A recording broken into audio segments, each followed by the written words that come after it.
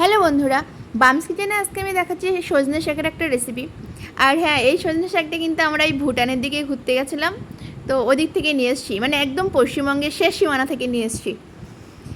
আর প্রথমে পাতাগুলোকে একদম একটা একটা করে বেছে ধুয়ে একদম পরিষ্কার করে নিয়েছি রান্নার জন্য।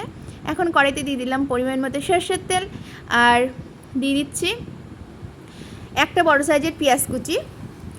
এখন এর মধ্যে আমি দিয়ে দিচ্ছি দুটো চেরা কাঁচা লঙ্কা।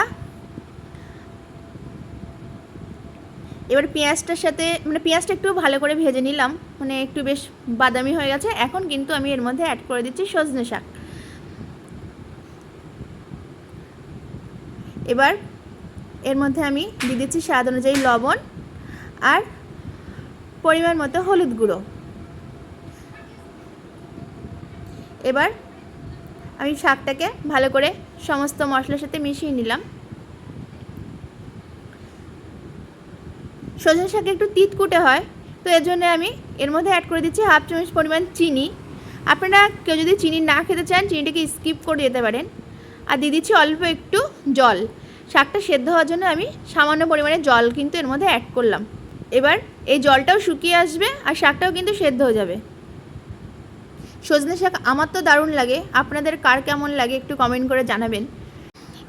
এই শাকগুলো আমি অনেক দূর থেকে নিয়ে এসেছি, আর তার থেকে বড় কথা আমি লোকের কাছ থেকেই পেরে নিয়ে এসেছি শাকগুলো। এবার রান্নাটা কিন্তু আমার শেষ, দেখুন রেডি হয়ে গেছে, আর ওই জন্য রেসিপিটা আমি শেয়ার করলাম আজ।